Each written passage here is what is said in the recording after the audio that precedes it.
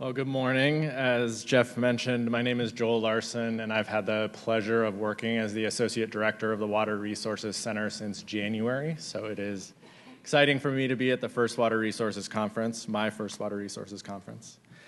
I also have the honor of introducing our plenary speaker this morning.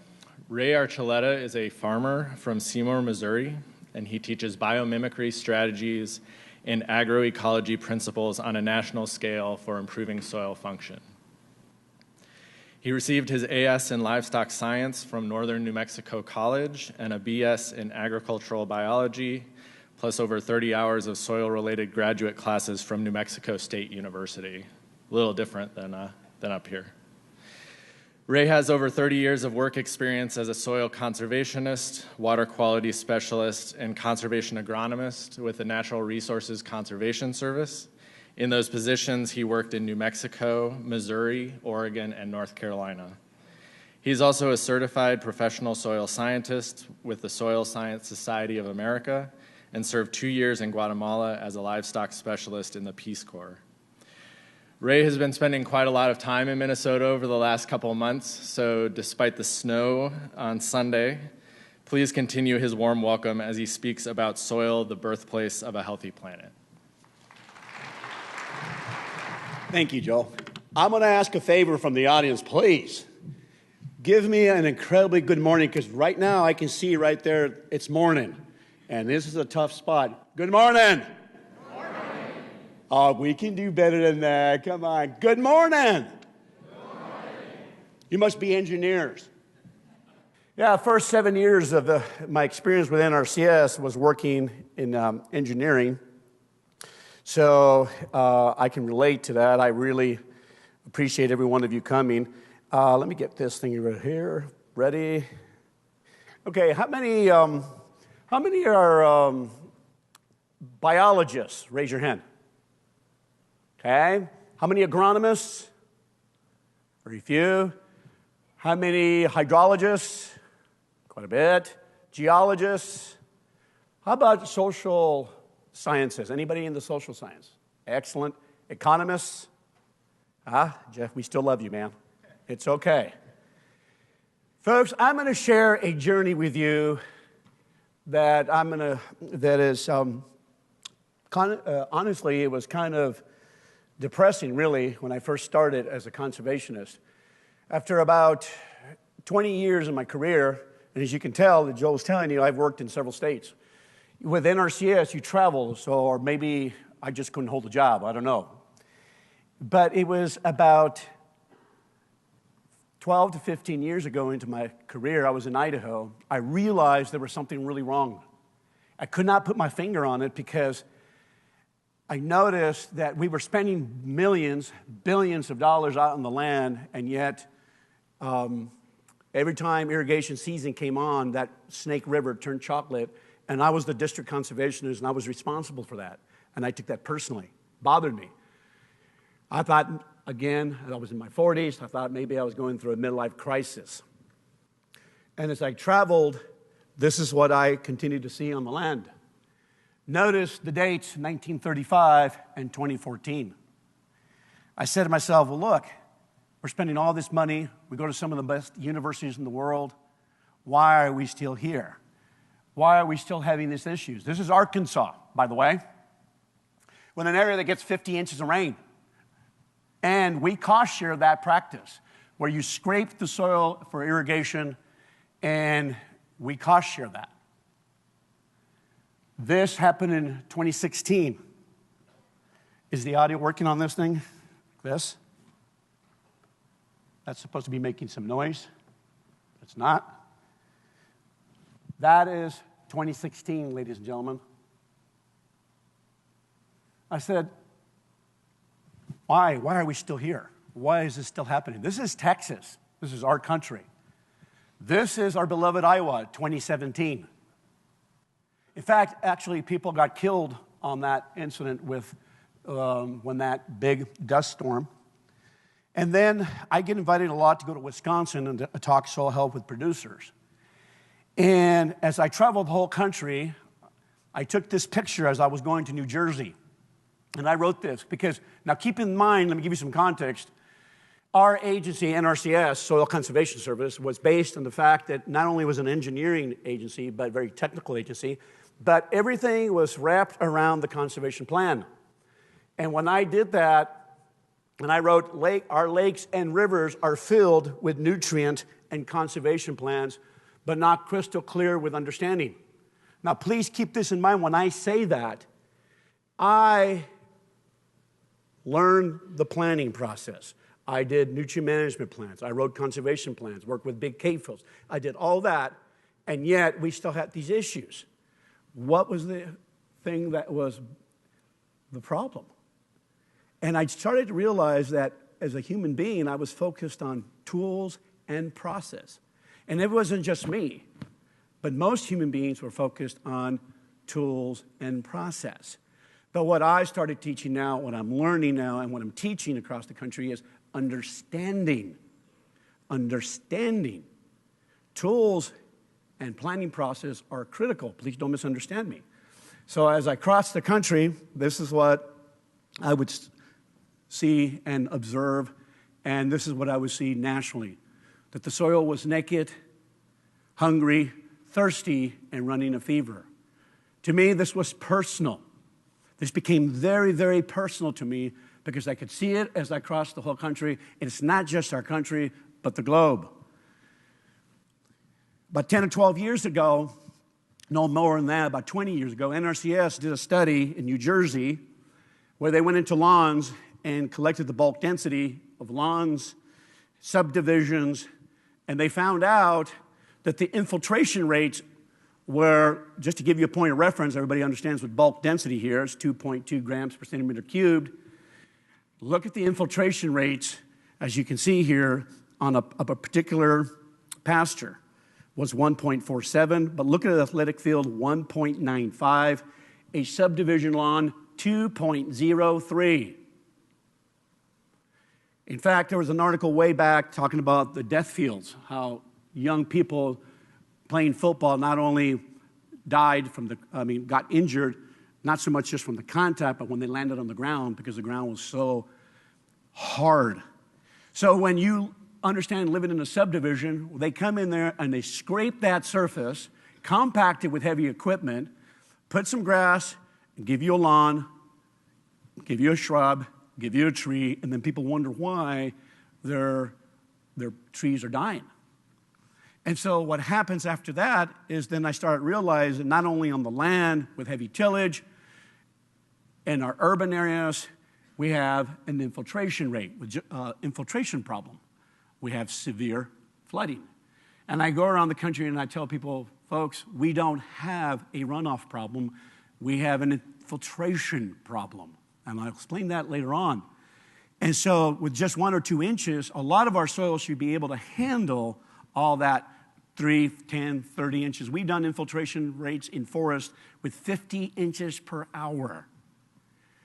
So if we have this in our crop fields, we have this in our urban fields, and then we have this flash, a high energy of water coming off the land because there's no infiltration, huge amounts of energy creating more stream bank erosion.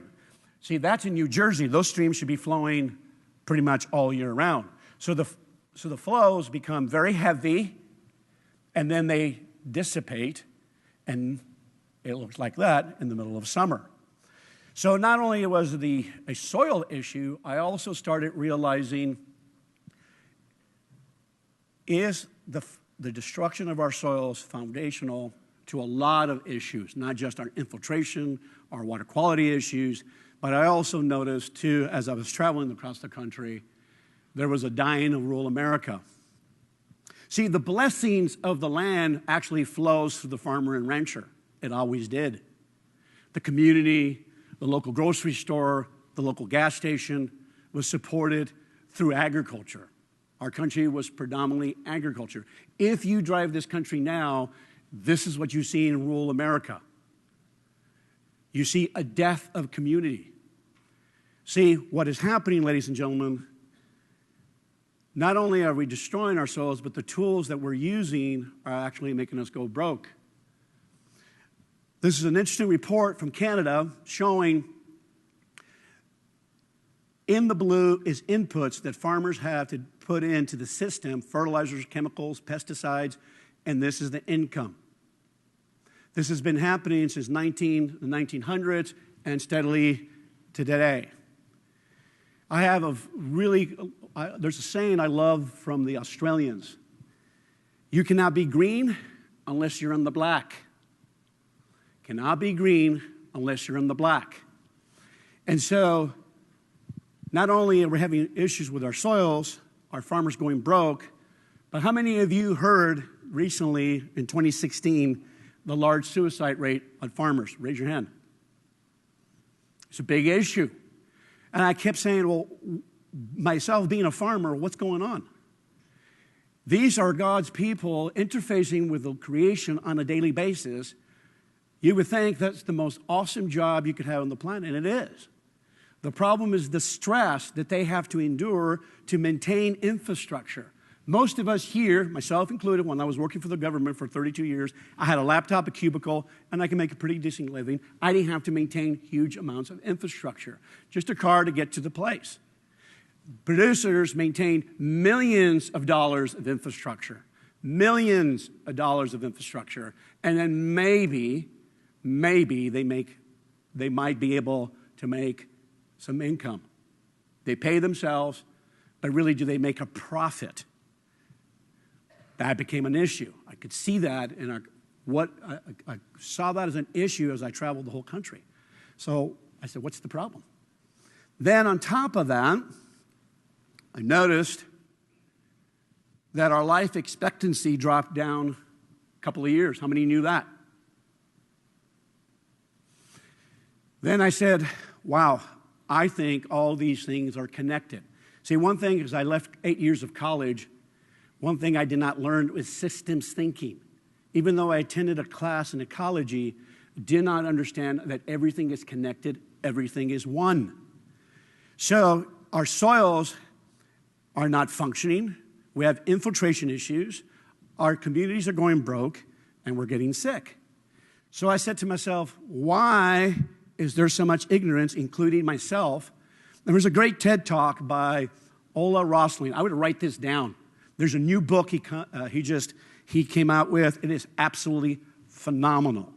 He has the highest ratings in the TED Talk. He says, so he went all over. He's a scientist, a health scientist, goes all over the world, and it perplexed him why people were so ignorant about their world. In his TED Talk, he talks about 3 questions he asked the audience, a group about this size. He asked them 3 basic questions. He asked a group in Sweden, USA. The TED Talk group was about this size. 3 questions, multiple choice about the world. You could see by the 3 X's who won and scored the highest of all the groups. Why did the monkeys score higher than the Americans, the Swedes, the TED Talk people? Why did monkeys score higher than us about the world? Because monkeys, all they did is go multiple choice. They scored higher. So, the first thing he brought up, why, was this. Everyone in this room, every human has personal bias. The way we grew up, the college we went to, the people that mentored us, all the information. We interpret the world from our own personal bias. I do the same thing. The only non-biased human being I've ever met is a dead one. And so the first thing to realize is that we have a personal bias. And see, farmers have a personal bias because they learn from their fathers, their grandfathers, and they learn agriculture from their family, from the university. They pick that up. And then where they grew up. I don't think we realize the social pressures around farm communities. The second one is this. Outdated facts. Personal bias, outdated facts. I have a daughter that just got into vet school. And she told me, Dad, they're still teaching soils from a chemical, physical perspective, still teaching from a very old way. but very little is taught about soil ecology still to this day. Teachers, professors, according to the TED Talk, are still not keeping up with the information. Science is changing daily. But I also add, all of us in here, including myself, Europeans, Western science has been impacted by Descartes, Newtonian science. See, back then they looked at nature very mechanicistic, very reductionist, break it down into pieces so that we can understand. That is a picture of a duck so they can have how to figure out the anatomy. So they broke it down into pieces.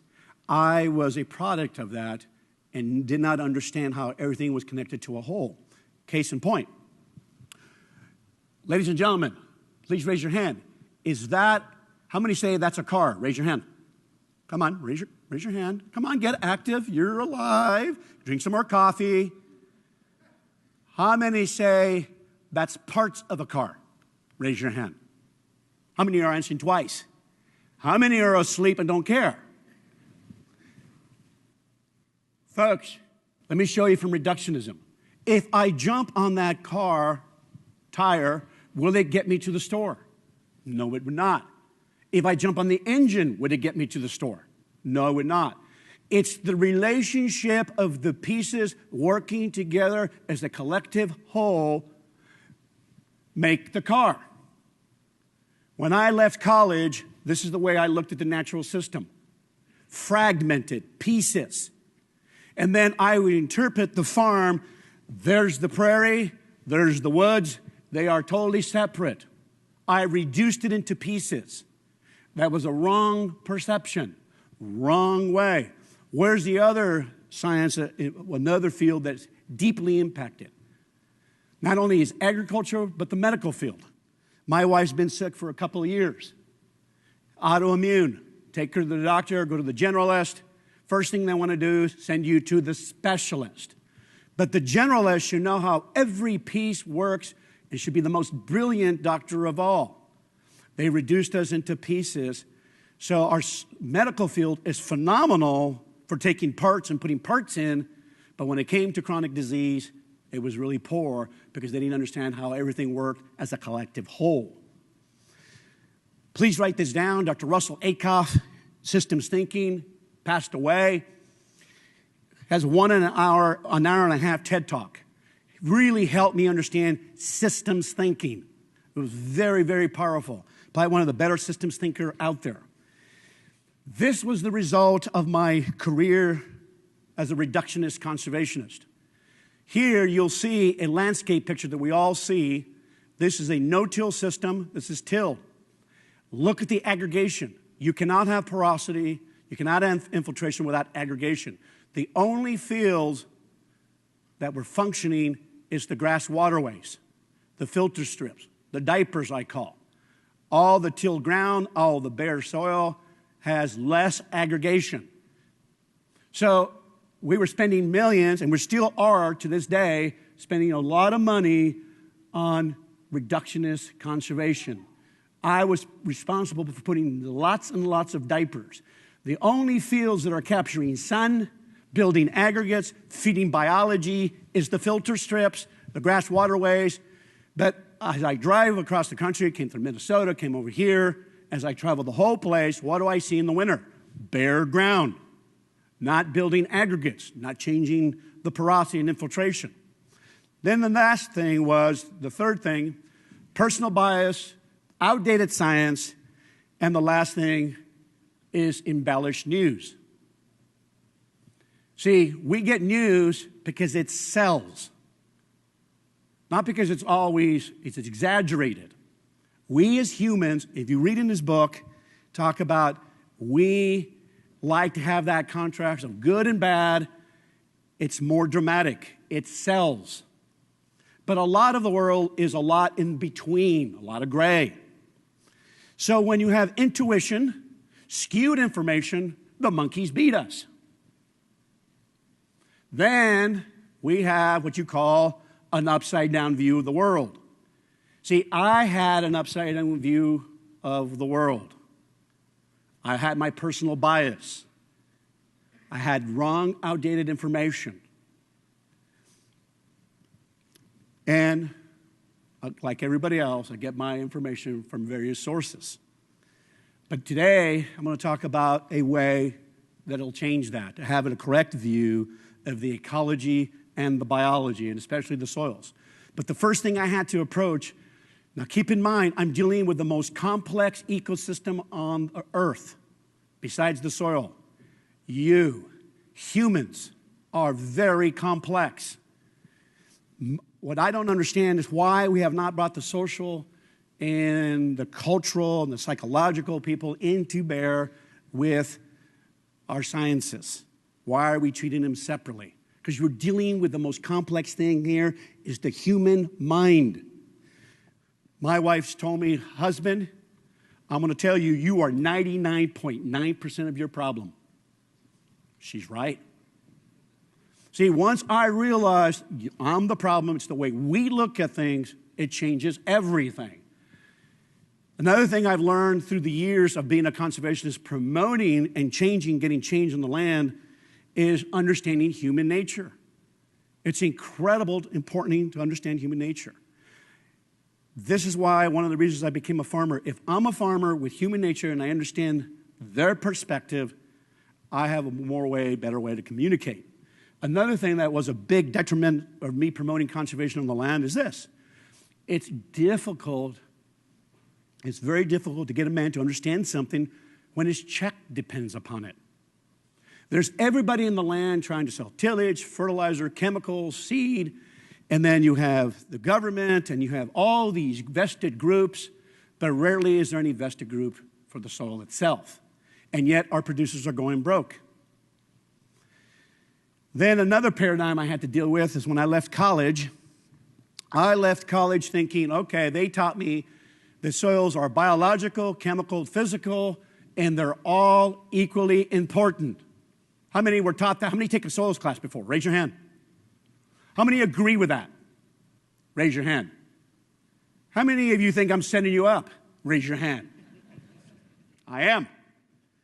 See, I walked away from college thinking they were all equally important. They are, but they're not equally important. I will argue the biology builds the aggregate, builds the structure, but it also regulates the chemistry. Biochemistry regulates inorganic chemistry. They are not equally important. Let me give you a case in point. Are those planets equally important? Are they equal? No, they're not. Life, bio, the most powerful force on the planet. I didn't have it right. Biology dictates. One person, I read a book called The Biosphere. The Russians were so far ahead. He had a statement in that book, and it says, the greatest geological force is life itself. How many have actually seen that kind of picture? Raise your hand. I grew up in the West, grew up in the Rockies. I could never explain that. I tell farmers, now farmers, that's a compaction issue. How do you fix that? First thing, we got to pull out the tractor. How does that deal with that compaction issue? That plant is heavily mycorrhizal. Powerful excretions break the rock down. They can break the rock down. Bacteria break rock down. Fungi break rock down. The most powerful thing we can put in our fields is life and biology. Okay, let me show you how powerful life is. How many of you remember Chernobyl? Raise your hand. We're kind of aging ourselves, right? How many were born before 1985? How many were born after 1985? Okay, the ones that rose your hand, do you guys remember Chernobyl? No? No? Remember, all of us, how we were so afraid this new plume of toxic plutonium out there. It's going to kill everything. It's going to spread through the planet. That was going to be a biological desert for years. How many remember that? The scientists said that, didn't they? Right? In fact, it killed 8 kilometers. All the trees, towns and cities had to be evacuated. Thousands of people died. It was a serious thing. How many of you have gone back and Googled Chernobyl? That's what's now. Scientists said nothing was ever going to live there. It must have been the same scientists that told us, do not eat butter. Those animals shouldn't be living there. It's still, if you walk there, you got a Geiger counter, it's radioactive. How come this is happening? What I'm saying to you, ladies and gentlemen, biology is absolutely powerful. It is powerful force.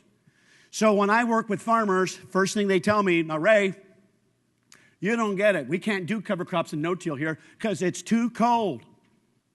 Then they tell me the other thing. They tell me, Ray, it's too dry. And then they tell me, no, Ray, it's too wet.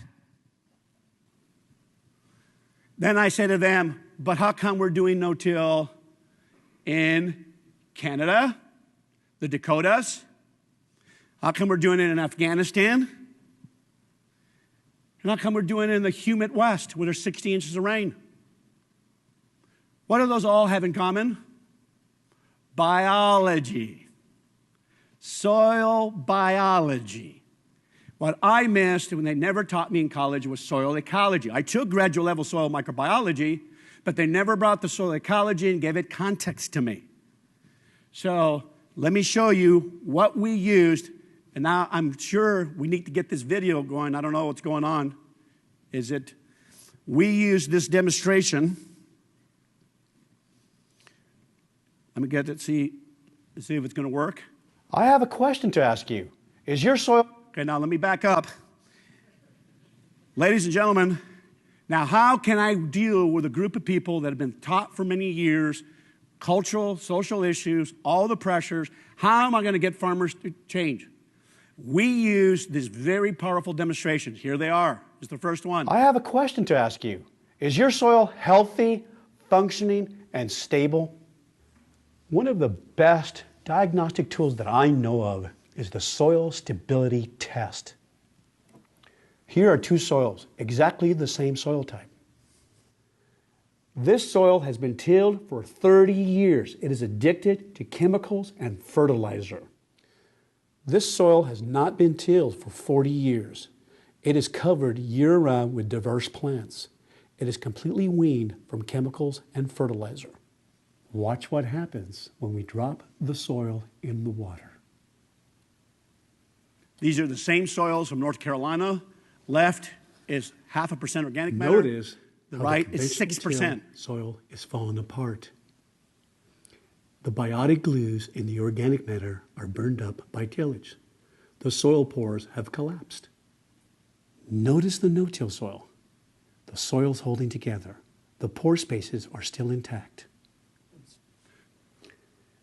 Do this test for yourself. I guarantee if you dig a little, you'll learn a lot. So what happens is the low organic matter, heavily tilled soils, you wake up bacteria called R. strategists. They eat the biotic glues, the cementing agents that keep the sands and silts and clays open, called aggregation. It's these super molecules created by fungi, bacteria. These organisms create that. They create that structure. So when you till, you wake up these bacteria, they start to consume, and guess what happens? The clays and sands become in suspension, and they fill the pores, and then when they fill the pores, the first act of erosion is downward, and then the water runs off. And this is happening on a large scale globally. This is happening globally. So what's happening here is we need to be building these super molecules, these glues, these fungi.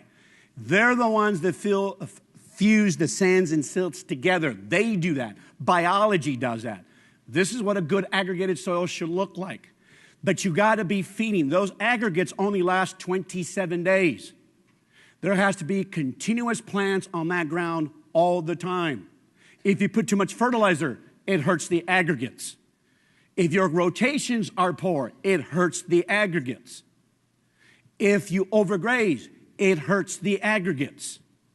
No infiltration, no porosity, and it changes daily. Let me show you another tool we use. To fully appreciate the potential runoff and erosion from a conventionally tilled field like this, you really need to be out here during the most intense thunderstorm of the year. Since most people aren't willing to do that, here in Virginia we use a rainfall simulator to help our farmers tell the story of what happens when it rains really hard.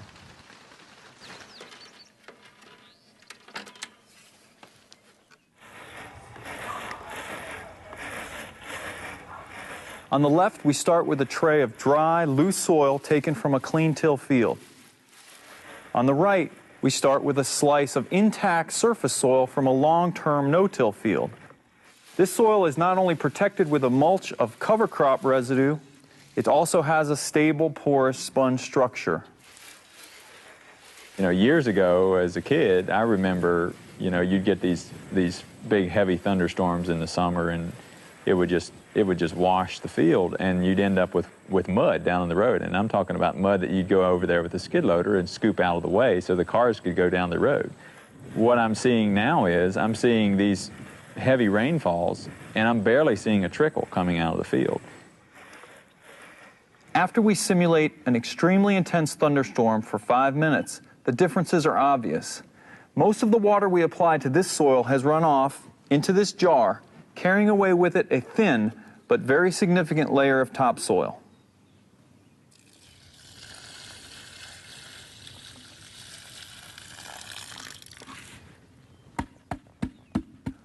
We just applied 1.5 inches of very intense rainfall to this bare, tilled soil. How much infiltration happened? Obviously, we harvested very little for future plant use. Meanwhile, this no-till soil has absorbed virtually every drop of water we applied. What little ran off is clear. The bottom line is pretty simple. If you want to harvest more rain like these no-till farmers are doing, keep your soil covered on top and make it a sponge underneath. So, we've known this for years. We knew about aggregation since the 30s. All tillage is destructive. All of it hurts the structure, impacts water infiltration, diminishes organic matter. All tillage also increases weeds. As when you till, you wake up those bacteria, they consume the glues, they die, they release nitrates into the soil, the weeds come to the top. See, weeds are nature's healers and scabs. I can always tell when a farmer's having a problem on his operation. One shovel, 30-minute conversation. If he's got problems with weeds on his fields, he's tilling too much, poor rotations. And if they're overgrazing, you'll also have problems with the weeds. And then guess what you have on the top of the soil? Anytime you don't have a carbon interface on top of that soil, that residue or living roots, then the soil will get crusted.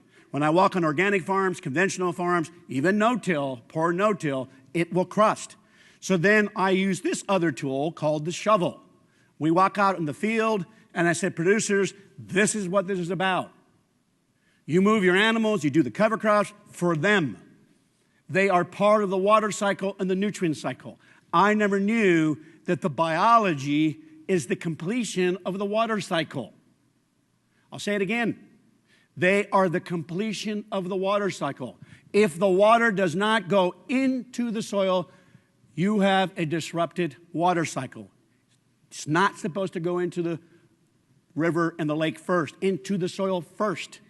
And you cannot have completion unless you have aggregation. They create the aggregation, and it changes continuously. This is the process I tell producers that you need to watch. This is called bioturbation. This is just fungi and bacteria, but this is all the critters present in soil ecology. I tell producers, the more you till, the more you use chemicals, carelessly, thoughtlessly, the fungicides, the insecticides, the tillage impact the biology. And the more you disrupt them, guess what you have to do? You have to continue writing the front of the check. The less you disrupt that system, the more you increase water cycling, nutrient cycling, capture sun, all the ecosystem processes are functioning. They do that. I did not understand that until now. So the moment you disrupt that, it costs you money. And what I love about the biology, they show up to work on time. I don't have to put diesel in them, and they don't complain. All you got to do is feed them plants, carbon flow. This is what they create. Soil without biology is this: geology, sand, silt, and clay. But life, the byproducts, the secretions and excretions of life and death, those supermolecules, those biotic glues, then you have a functioning soil. This is a picture from Los Alamos Laboratory showing that some of these glues, some of these molecules are so complex, they have memory. The more organic matter, more of these super glues, you start changing everything in that system. Ladies and gentlemen, I use this picture quite often. We all interface with the water cycle, the carbon cycle, the solar energy and diversity right at the ground level. The way you manage that grass, the way you manage those cattle, the way you leave that surface changes everything. Well, let me show you how we came to the correct science now. This is the new science I get excited about. Right here. If I had to go get back to school, I would probably go here, called the Biomimicry Institute, where engineers, all types of geologists and all the sciences, artists, everything, all merge together and they work as a cohesive whole. See, when I went to college, they had the plant, the agronomy, the soils, all in silos. Nobody ever talked to each other. Now, the Biomimicry Institute is the solutions is to mimic nature. All the engineering, the future engineering, the sciences is going to go to biomimicry. In fact, biomimicry has been around for a long time, ladies and gentlemen. It's in the ancient scriptures. Ask the beasts. Look at the trees, the shrubs. The answers are there for a lot of our engineering issues. We are now mimicking this. We are mimicking the cover. We are now rolling our covers and mimicking the forest floor and the prairie. Let me show you how we're doing that. First, we're designing our cover crop mixes to look like the prairie, agroecology, biomimicry. Our mixes look like this. Now we're bringing ecological memory back. Now we're bringing the beneficials. We're helping. We have farmers now that no longer use chemical fertilizer, have not used phosphorus, not using potassium. They're using animals and plants. No more fungicides, no more insecticides. We're doing this. We're moving animals like the buffalo. We move them from field to field to field. We now have the answer. I'm going to tell you, as an agronomist, I never felt comfortable. Never felt comfortable when I left college. And years working in the field. Now I do, because I know what the goal is. Mimic the natural system. I question every science literature now from nature's perspective. If it's not teaching me biomimicry, agroecology, I question it.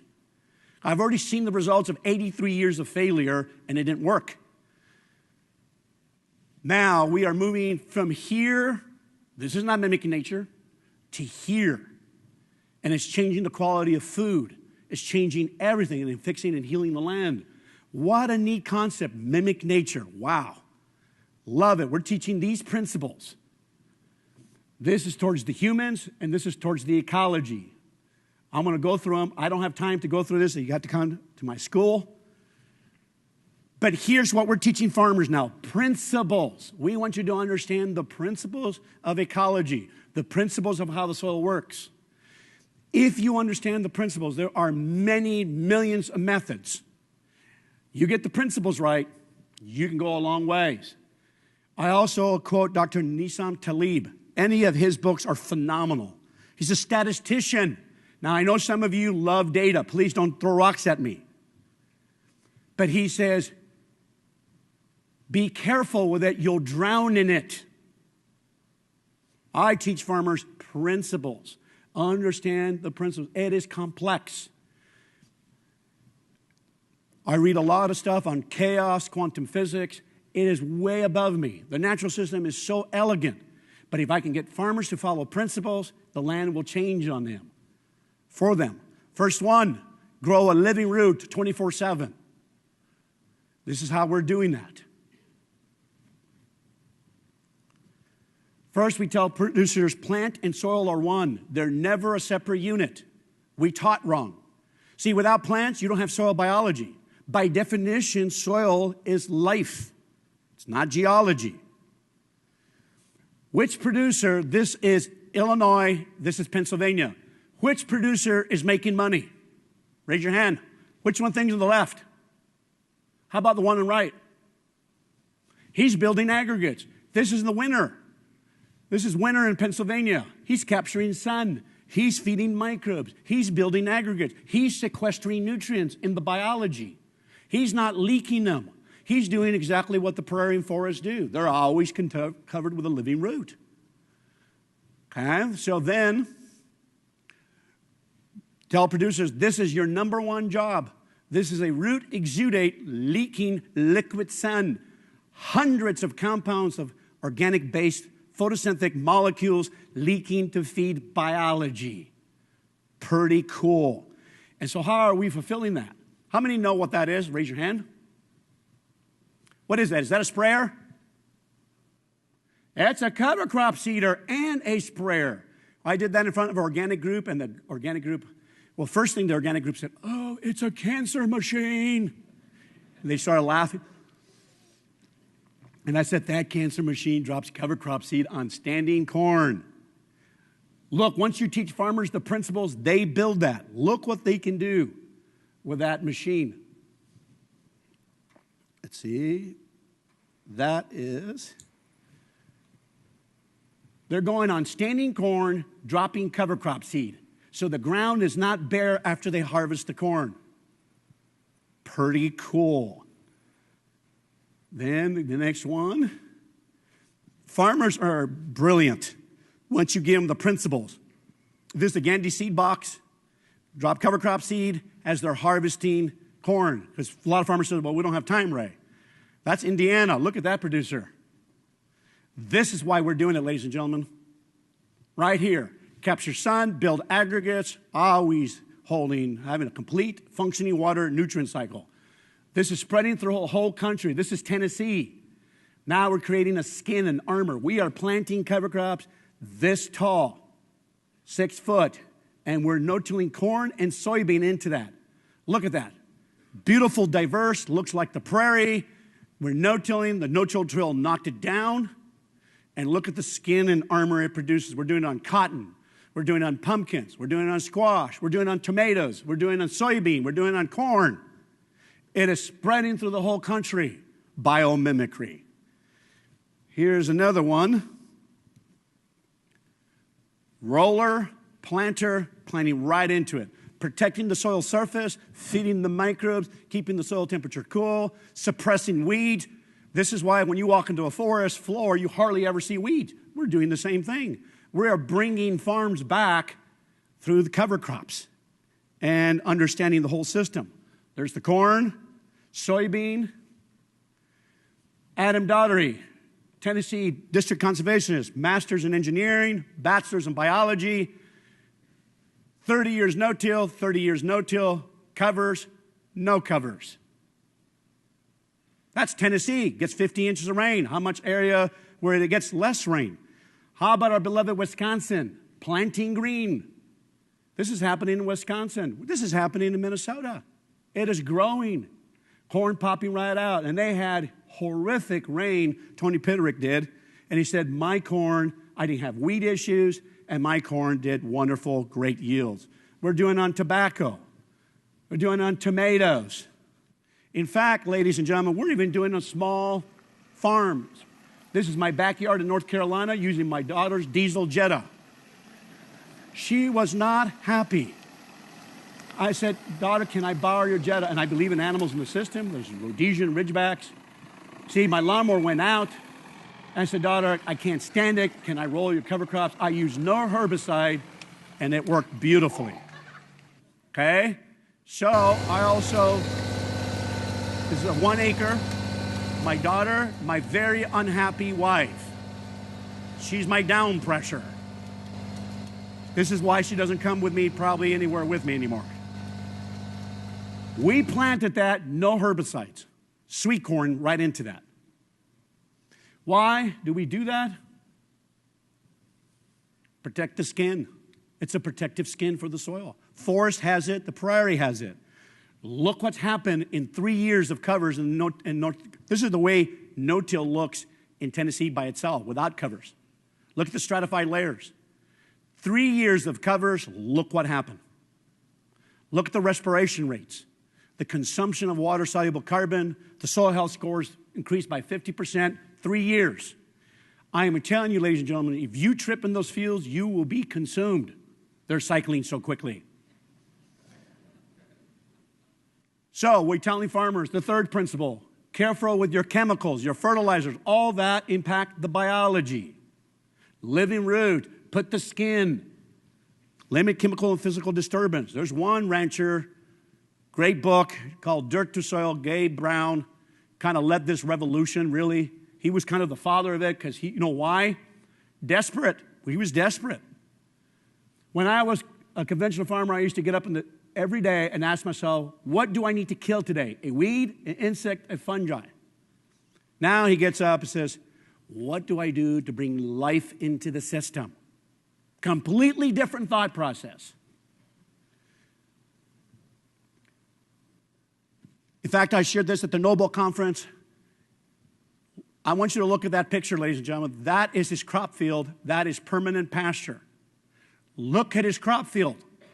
Permanent pasture. Why is he crop field so amazing? He integrates animals, multi-species, no-till. He does all the principles. Look at the average carbon stored.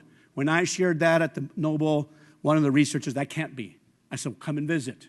It is not our research. It's done. They had another researcher replicate it, come and do the data. It's going to be out in a couple of years. The last two, increase plant diversity, then integrate animals. I'm going to show you one of the biggest mistakes we ever did in modern agriculture is separate the animals from our cropping systems. It was an absolute disaster. And it's made our farmers absolutely dependent on all kinds of chemical inputs. Those who are integrating all the system together ecologically are changing everything. Case in point, we were told when global warming came out that there was a CO2 and they went to the top of the mountain up there in Hawaii and they showed the CO2 going up and then they had land degradation, kind of treating them as two separate units, two separate problems. But the reality is it's the same problem. It was always the same problem. Let me give you a perspective here. Ladies and gentlemen, I was born in 1961. I went to college in New Mexico State. That is the Jornada Research Center. I never saw that. Look at the native prairie grass. This is what I grew up seeing. There are millions and millions of acres infested with these shrubs, which was once native grasses. A lot of bare ground being emitted, a lot of heat, sensible heat, latent heat being released into the system. Once we took animals in the system and made it worse.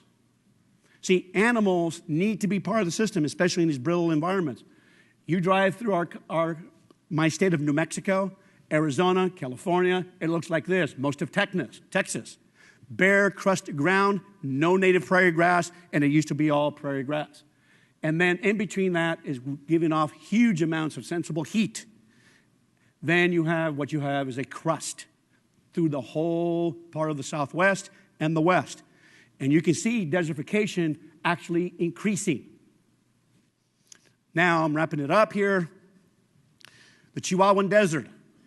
I just got back from Chihuahua Desert, come to see some ranchers about 8 months ago, and I was blown away. New Mexico State's here. I grew up here. The Chihuahuan Desert is, how many of you been to Chihuahuan Desert? Is it hot over there? It's hot. When I went to college in New Mexico State, we did our engineering early in the morning because the concrete You could fry an egg.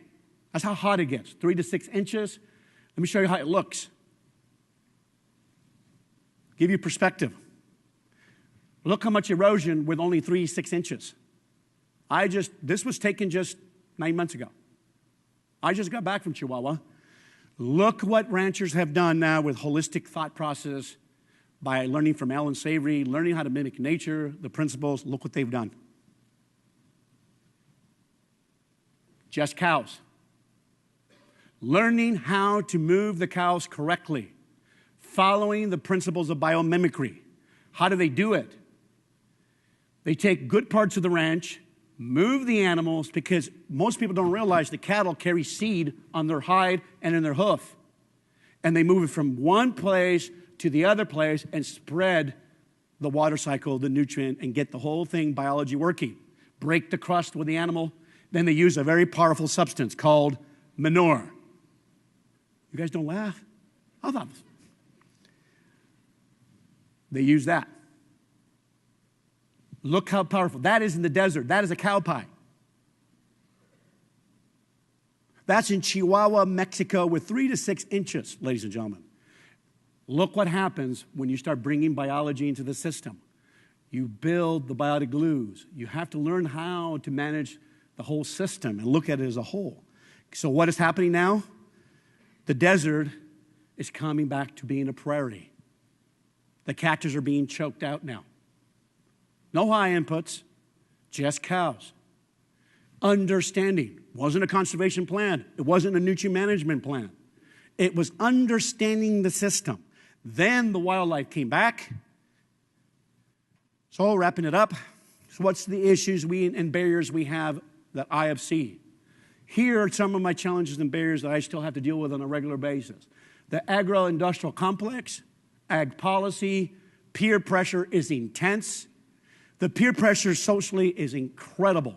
I had a rancher in Idaho tell me, Ray, I couldn't even go. When I went to no-till, could not go to the hardware store. Somebody would yell at me and says, you are a no-tiller and you're destroying the land. The peer pressure is intense. I don't think we understand it. And then 60 to 70% of the land is rented, and there's a huge lack of understanding. First thing people tell us, is there money in regenerative ag? This young man grew up in town. He did not grow up in farming. North Carolina, Russell Hedrick. He has he's got a degree in diesel mechanics. Fireman. Never grew up on the farm. This young man won the yield contest in North Carolina, and your soils here in Minnesota are way nicer than his. 318 bushel, dry land, irrigated was 319. Look at his cost of production. Oh, by the way, the land over there in North Carolina is 10 to 15,000 an acre. So 10 million people. How did that young farmer out yield and won the yield contest and is changing the way the University of North Carolina and the University of Georgia doing nutrient management? How did he do that? The county average is 112 bushel. He watched the videos. Last 2 slides were good. Ladies and gentlemen, that's why we created Soil Health Academy. As a farmer, teaching other farmers regenerative ag, teaching them biomimicry, teaching them the principles. They come from all over the world to come to our schools to learn holistic view, how to mimic nature, how to get themselves off chemicals. We had a farmer from Holland fly all the way from Holland, and I said, why did you come to our school? He says, Ray, we are going broke. So when they learn these principles and apply them, they're able to wean themselves from all these chemicals. Please, ladies and gentlemen, get this book. It's called Start With Your Why, and Simon Sinek.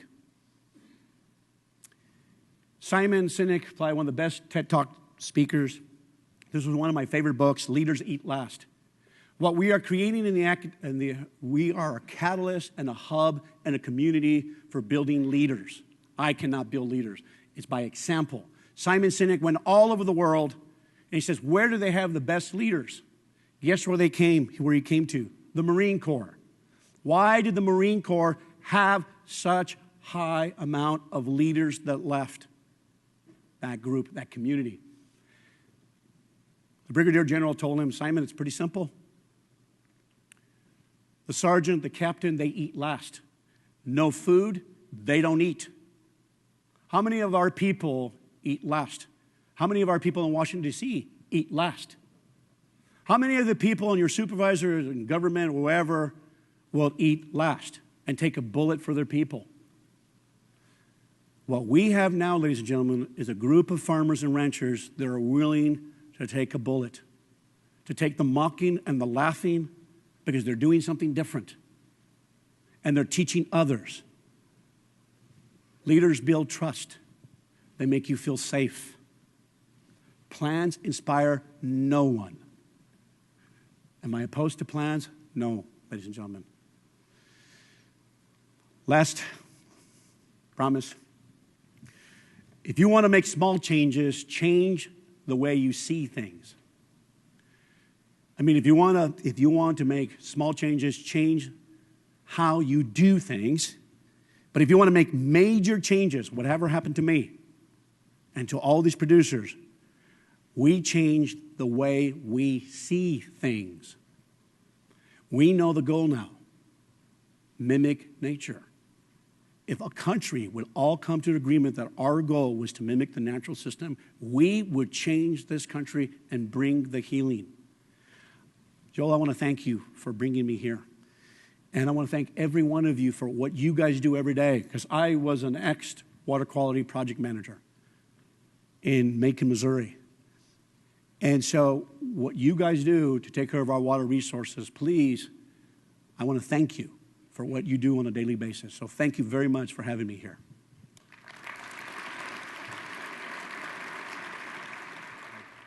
All right, so what stops farmers from incorporating no-till practices even after seeing demonstrations of no-till soil health compared to heavily tilled soil? Fear. Fear. You can show them all this, but it takes one of the things that we as an agency, I'm a retired NRCS employee, where we failed as an agency, at least my opinion, is follow-up. See, you can teach and you can get them excited, you can give them the concepts, but please understand every human's different. One farmer will run. He'll do all of it. Some will just do little pieces about it. Everybody's different. The risk is huge. Think about this. I'm walking into an operation, you're conventional and you've been tilling for years. The margins are tight. Now I'm asking you to possibly put in and sell some of your equipment, go to buy a $100,000 no-till drill, or maybe $70,000 or $80,000 no-till drill, and shifting your whole system. You have to work it slowly. Like, case in point, when I work with producers, I feel like I'm a patch, like for cigarettes. You don't quit cigarettes and drinking right off the top of the bat. You'll die. That happened to my father-in-law. I slowly wean them in that system. So, in other words, we start off with a couple of acres, 5, 10 acres, and then start them slowly. But now, we don't start right into no-till right away. We start with cover crops. Cover crops start bringing the self-healing, self-organizing, self-regulating mechanisms, start bringing the health. Then we do it in conjunction with no-till. Before, no-till used to take a huge yield hit. Got to remember, they can't take any yield hits. So we've changed the way we approach it. So really, it's a social thing and a cultural thing, and you have to work slowly with the producer. Just because they see the science, that's not enough. That's not enough. You need to help them along that whole process, in my opinion. So in your opinion or experience, how are ag companies encouraging and promoting increased soil health, soil aggregate regeneration? What are they doing to increase the biological components? Excellent. Some of the big companies, General Mills. We just contracted with General Mills that they want to teach more regenerative ag because they know in the future it's about quality. See, ladies and gentlemen, there's an incredible quality and famine of quality of food. They know in the future the largest growing sector is organic. People don't want GMOs, they don't want chemicals, they don't want anything on their food. What I see happening down the road, it's about let thy food be thy medicine. General Mills is getting very progressive and say, look, we want to bring quality. You can see now at Walmart, they're bringing organic now. It is the largest growing sector is the quality of food. So those companies are helping immensely. It's the ones that'll buy the products are going to help change agriculture. There was a great picture of a soccer mom in a successful farming. And it said, farmers, see your new boss. Soccer mom, all of us here are demanding quality, and it's changing. They want grass-fed beef. We're having to go from all over the world to fulfill those needs. So I think that part of industrial ag is going to change. I think that's going to change that whole scene. Where we're still having issues is like when we have these large CAFOs and feeding operations, those still are big issues. We still have a lot of problems with water quality. So, but we have some of my neighbors are now, what they're doing is when they do raise a large amount of chickens, they're allowing them in pastures and starting to let them graze openly. So things are changing, but I think food is going to change it. That's what I think is going to change soil health. And all of you, of course. So this gets to your point about public policy, but if you could get rid of one agricultural subsidy to improve sustainability, what would it be? Oh, that is tough. Luckily, I don't work for the government anymore. I can speak my mind. Look, folks, one of them is really tough, and I don't know how to approach it, one of them is crop insurance. I understand crop insurance. There's a lot of risk for the producer. So in one sense, I think we need to tweak it. Case in point, if you live in eastern Colorado, it's very dry. It's 12 to 15 inches of rain. That area, ecologically, you should not be growing corn. But crop insurance, because producers get crop insurance, they can have a crop failure. They will still get all their money back from putting that crop out. They should not be putting corn in that part of the country. It should be grazing animals. We should be grazing within our ecological context. But see, crop insurance, if you really think about it, if you're allowing huge parts of the West to grow corn and soybean where they shouldn't really be growing, it actually deflates the price for all the producers. Keep in mind, New Mexico, Colorado, Kansas, those are huge states.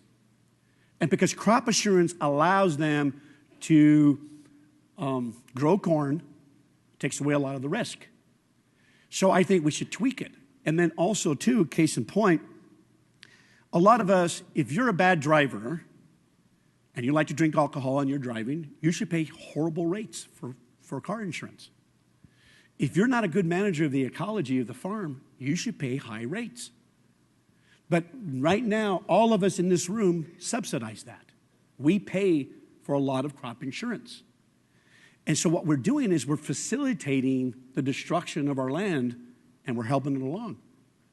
So there's a lot of things we can tweak. Now, do I say not to deal with crop insurance? No, that's not what I'm saying. It's got to be tweaked. Because why are we allowing bad farming practices, and why are we rewarding it? Some of you who own a business, if you made bad mistakes, you go broke, is the government going to bail you out? What I'm trying to tell you is if we teach and give understanding, teach the principles, your best crop insurance is this: organic matter. If you build huge amounts of organic matter in your soils, you can get through the drought. I have farmers now do not buy crop insurance. Their soils are that healthy. They want freedom. So at the end of the day, regenerative ag, while I love this message so much, it provides freedom for the farmer, freedom from the government, freedom from the chemicals, freedom from the tillage people, freedom from everybody. Freedom. But here's the catch. You have to think and you have to manage. Farming and ranching is the most difficult job on the planet. I'll shut up on that. Why is it so difficult? You're an engineer, you're a mechanical engineer, you're an agronomist, you're an ecologist, you're a marketer, you're a welder, You're an accountant. Name me what skill set they do not do. It is incredibly complex. Oh, by the way, it's a system that runs on chaos. Chaos means it's unpredictable, mathematically unpredictable. Try and make a living on that. That's what you're dealing with in that kind of system. Great. Well, thank you very much, Ray, for your time, and I think we'll move into break. But please join me in welcoming Ray and giving Ray a hand.